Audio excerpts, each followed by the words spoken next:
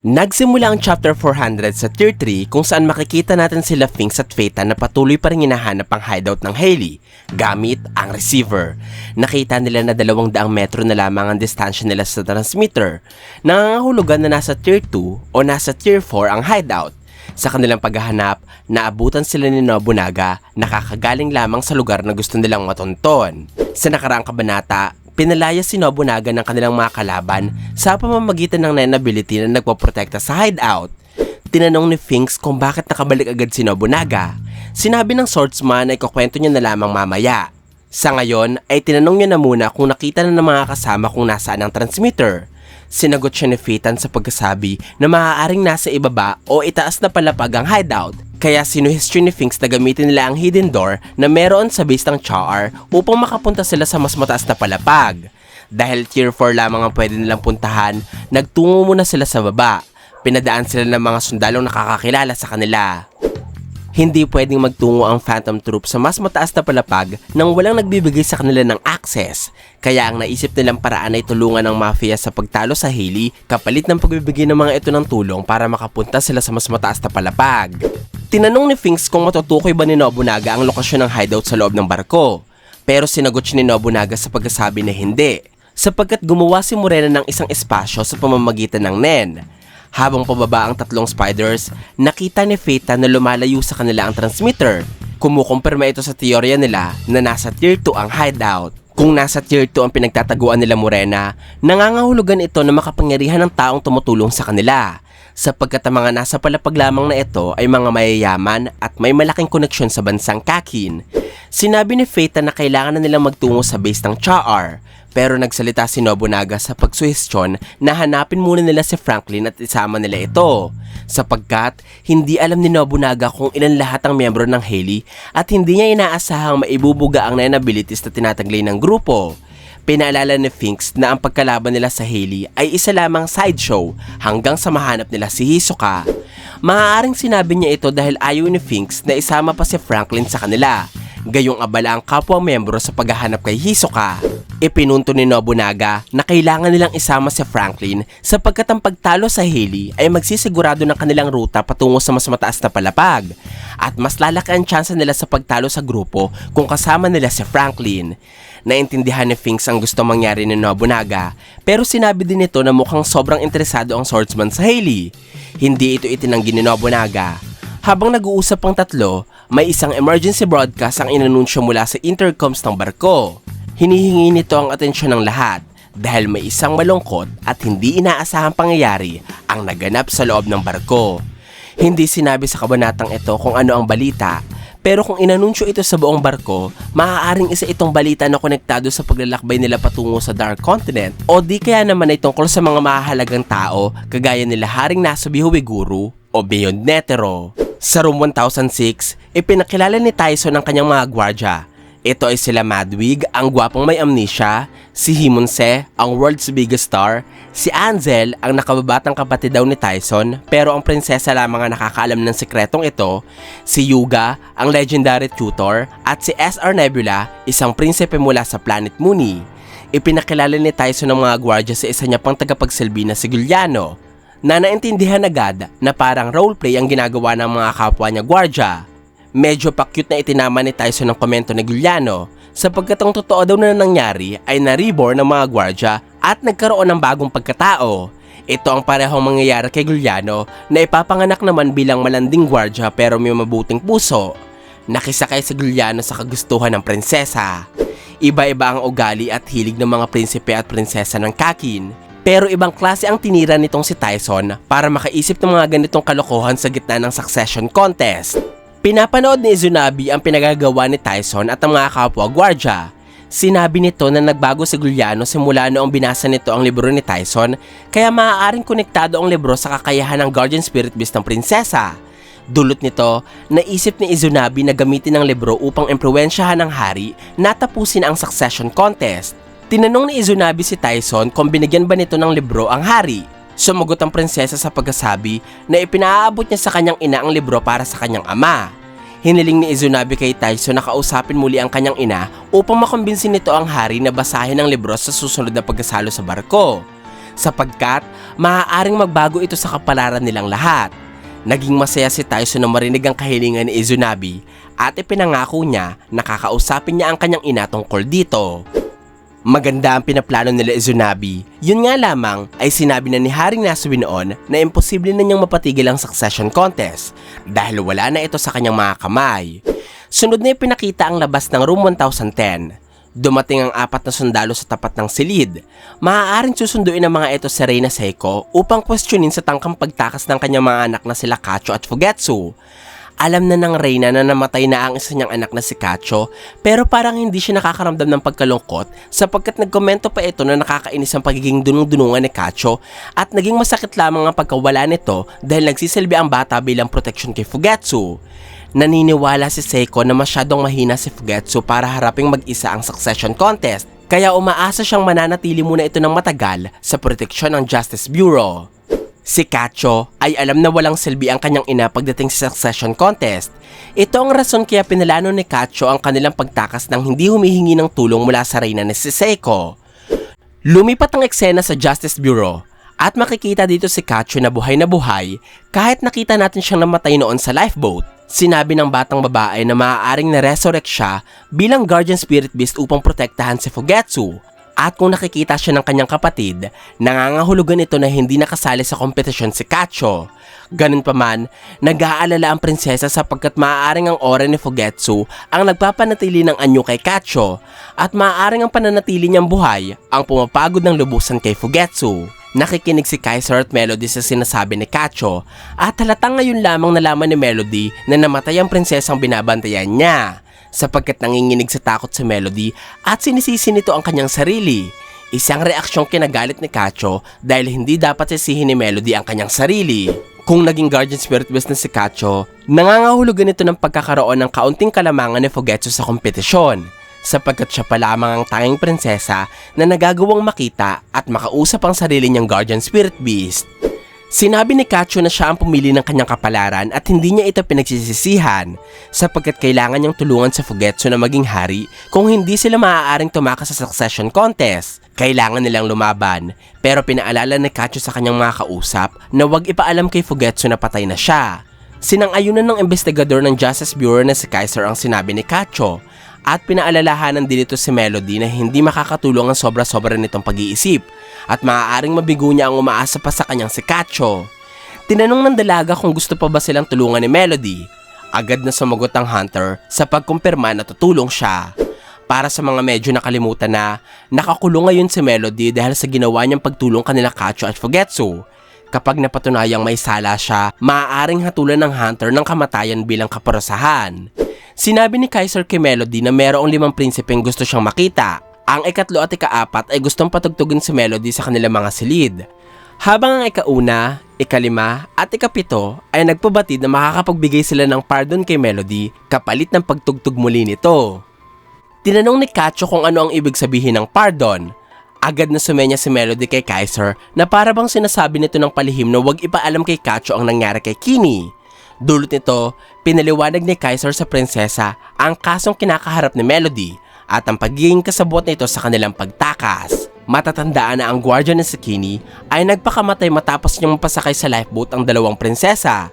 Hindi nakita nila Kacho ang bangkay nito sapagkat bumalik sila sa loob ng barko gamit ang mahiwagang pintuan ni Fugetsu. Pinaliwanag ni Melody na ang kanyang Nen ability ay nakalaan talaga para sa pagpapagaling at maaari itong mapaglabanan kung tatakpan lamang nila ang kanilang mga tenga.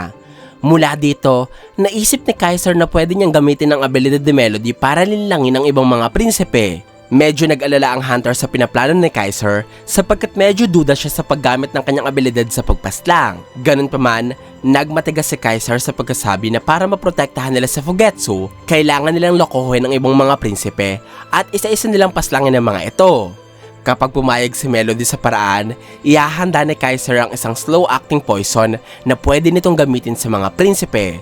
Sa madaling salita, plano nila Kaiser na patugtugin si Melody at habang nasa halusinasyon ng mga prinsipe, papainumin nila ito ng lasong tatalab lamang matapos ang ilang araw.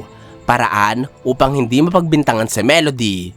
Sinabi ng hunter na handa siyang mamatay para kay Fugetsu, pero tinanong niya si Kaiser kung bakit ito ginagawa ng lalaki. Sinabi ng investigador na akala niya ay naging malinaw na kay Melody na umiibig sa kanya si Kaiser. Ipinaliwanag nito na hindi siya makatulog sa pag-iisip kay Melody at sa musika nito. Ngayon lamang siya nakaramdam ng mabilis na pagtibok ng puso at sobra siyang naguguluhan talaga sa kanyang nararamdaman noong una.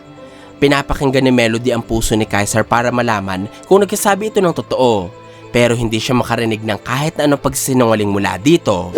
Sinabi ni Melody noon na maaaring may nagmamanipula kay Kaiser para itrato siya ng ganito. At maging ako ay hindi makakita ng rason kung bakit lolokohin ng investigador si Melody. Kaya kung totoo ngang umiibig ito sa Hunter, siguro ay panahon na para magsuklay si Melody. Joke lang. Ayaw pa ding maniwala ni Melody sa mga pambobola ni Kaiser, pero sa kanyang isipan, nagtataka talaga ang Hunter kung nagbabalak nga ba si Kaiser ng masama sa kanila. Gayong pwede silang tapusin ng investigador sa loob ng Justice Bureau kung gugustuhin ito. Sinabi ni Melody na pumapayag siya sa kasunduan, kaya sumagot si Kaiser sa pagkasabi na iahanda na niya ang kanilang mga kailangan. Si Kacho naman ay nagsalita sa pagkasabi na babalik na siya kay Fugetsu at ipapaliwanag niya dito ang pag-aakala ng ibang tao na patay na siya. Hindi nakikita si Kacho ng mga hindi NEN users. Halimbawa, dyan na yung kanilang mga tagapagsilbi. Kaya tama lamang na sabihin niya sa kakambal ang maaaring sabihin ng ibang tao at magsinungaling siya na hindi pa siya patay upang maiwasan nilang panghinaan ng loob si Fugetsu. Nagtungo na si Kacho sa silid na ipinagamit sa kanila ng Justice Bureau. Tinawag niya agad si Fugetsu pero hindi ito sumasagot. Nakita ni Kacho na wala ang kakambal sa silid kaya agad niyang binuklat ang kumot na nakatakip sa kama nito. Dito, kanya nakita ang mahiwagang pintuan na ginagamit ni Fugetsu. Nag-alala si Kacho sa lagay ng kanyang kapatid. Hahanapin niya pa sana ito pero buti na lamang ay lumabas na si Fugetsu mula sa pintuan. Agad niyang hinawakan ng kamay ng kakambal at tinanong kung ayos lamang ba ito. Sumagot si Fugetsu sa pagkasabi na nagawa niyang mapaunlad ang kanyang kakayahan. Dahil dati, nagagamit niya lamang ang kanyang pintuan ng isang beses kada araw. Pero ngayon, pwede na niya ito magamit kahit ilang beses. Sobrang kakaiba si Fugetsu. Parang sinaniban ito ng masamang espiritu dahil sa hitsura ng kanyang mga mata at dahil sa nakakatakot nitong pagkilos. Sinabi pa ni Fugetsu na pwede na siyang maglakbay sa pintuan kahit wala si Kacho at kahit nagpapahinga ang kakambal. Nakaramdam ng pag-aalala si Kacho para kay Fugetsu. Tinanong niya kung ayos lamang ba ito. Nakangiting sinabi ni Fugetsu na oo at nakakaramdam siya ng kasiyahan sa tuwing ginagamit niya ang kanyang abilidad. Hinawakan ni Kacho ang balikat ni Fugetsu at sinabi nito na kailangan magdahan-dahan ng kakambal sa paggamit ng kanyang kakayahan. Pero hinablot ni Fugetsu ang braso ng kanyang kakambal at umiiyak na sinasabing pagkakataon naman niya para protektahan si Kacho. Hindi maintindihan ng prinsesa ang nangyayari kaya nasabi niya na lamang kay Fugetsu na magpahinga na muna at pag-usapan na lamang nila ang lahat kapag nagising ito. Maraming rason ang pwedeng nagsani sa pangyayari kay Fugetsu. Maaaring ang kanyang pagbabago ay epekto ng pagkamatay ni Kacho o pwede din namang ginamitan siya ng isang curse type ability ng kanilang mga kalaban. Gamit ang kanyang kakayahan bilang Guardian Spirit Beast, tumugos si Kacho sa pader at nakipagkita siya kay Melody. Sinabi niya dito ang nangyayari kay Fugetsu. Sa kasamaang palad, parehong key witnesses si Melody at Fugetsu kaya ipinagbabawal ang Justice Bureau ang pagkikita ng dalawa. Dahil dito, humingi sila ng tulong kay Kaiser para magkasalubong man lang si Melody at Fugetsu sa pasilyo. Natulungan sila ni Kaiser kaya nakita ni Melody ang masamang lagay ni Fugetsu. Binabalutan ito ng madilim na presensya, hinahabol ng mga lumilipad na insekto at sinusundan ng mga nakakatakot na espiritu. Kinalabutan ng sobra si Melody. Sinabi niya na humihina na ang aura ni Fugetsu at parang nasa estado na ito ng Zetsu. Iniisip ni Melody kung paano at kailan ito nangyari. Hindi na alam ng Hunter ang gagawin. Ang tanging sigurado lamang siya ay kailangan na nila ngayon ng isang magaling na NEN exorcist para kay Fugetsu. Nakarating na si Melody sa silid kung saan kakausapin siya ng mga prinsipe o ng kanilang mga representante. Sa kanyang pagpasok, laking gulat niya na mismo ang ikatlong prinsipe ang dumating upang makipagnegosasyon sa kanya. Si Zhanglei ay walang kaalaman pagdating sa NEN, pero alam niya ang kahalagahan ng kapangyarihan para manalo sa succession contest, kaya kumukuha siya ng mga NEN users na kaalyansa katulad nila Melody at Kurapika. Sinabi ng prinsipe na gusto niya magpakita ng respeto kay Melody at pinuri din nito ang naging pagtatanghal ng Hunter. Hiniling ni Zhanglei na marinig niya muling tumugtog si Melody sa kanyang silid at pagkatapos ay binigyan niya ng regalo ang Hunter. Nakita ni Melody na isa itong barya na merong nakamarkang number 1. Tinanggap niya ito mula sa prinsipe. Ang sunod na nakausap ni Melody ay ang private military commander ng ika-4 na prinsipe. Ito si Vantine. Sinabi nito na ang pakikipagnegosasyon kay Melody sa lugar kung nasaan sila naroon ay walang kahulugan, kaya gusto niya lamang magkumpirma ng ilang bagay kay Melody. Medyo napaisip si Melody sa sinasabi ni Vantine sapagkat parang meron itong ikalawang kahulugan sa salitang negosasyon, kaya ipinagpalagay niya na maaaring ang ika-4 na prinsipe ang sumumpa kay Fugetsu at gusto nitong makipagnegosasyon kay Melody. Tinanong ni Vantine kung gusto ba ni Melody na tanggapin ang imbitasyon ng prinsipe. Sinabi ng hunter na kung siya lamang ang tatanungin, gusto niyang magtanghal para sa prinsipe. Ikinagalak ni Vantine ang pagtanggap ni Melody ng paanyaya. Pero bago siya umalis, sinabi ni Melody na pwede na silang magnegosasyon ngayon. Nagtaka si Vantine sa sinasabi ni Melody, kaya sinabi ng gwardiya sa hunter na pag-uusapan nila ito sa oras na makalabas si Melody ng Justice Bureau. Narinig ni Melody ang tibok ng puso ni Vantine at kanyang nalaman na walang kinalaman ng ika-4 na prinsipe sa nangyayari kay Fugetsu. Sa madaling salita, ang 3 pang prinsipe na kakausap sa kanya ang maaaring umatake sa ika-11 prinsesa. Nasabi ko na sa inyo ito noon, ang sa tingin kong sumampa kay Fugetsu ay walang iba kundi ang mga have-nots o ang mga tauhan ng ika-2 prinsesa na binubuo ng mga cursed assassins. Lumipat ang eksena sa silid kung saan makikita si Melody na kausap si Kaiser. Sinabi ng hunter sa investigador na kailangang iwasan nila makagawa ng mga pagkakamali sapagkat hindi nila alam kung sino ang sumampa kay Fugetsu.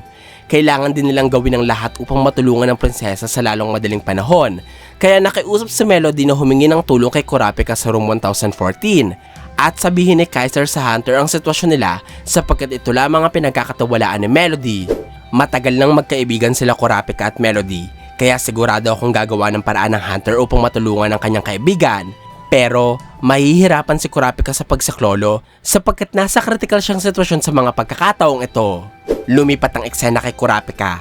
Kasama nito si Bill at nasa harapan nila si Longhee dahil gigisingan na nila Kurapika ang nenang gwardya. Tumanggi si Longhee na magsagawa ng test. Hindi na niya daw ito kailangan sapagkat isa na siyang nen user. Tinanong ni Longhee kung sumasang-ayon ba si Kurapika sa kanilang kontrata matapos niyang marinig ang mga pinagtapat ni Longhee. Sinabi ni Kurapika na oo, makikipagtulungan siya kay Prince Tobepa. Ano kaya ang revelasyong sinabi ni Longhee kay Kurapika at bakit biglang nakipag-alyansa agad ang hunter sa ika-5 prinsesa na si Tobepa? Sobra kayong magugulat sa malalaman nyo sa susunod na kabanata sapagkat isa ito sa maaaring makapagpabago hindi lamang sa takbo ng kompetisyon pati na rin sa paglalakbay ng ating mga bida patungo sa Dark Continent.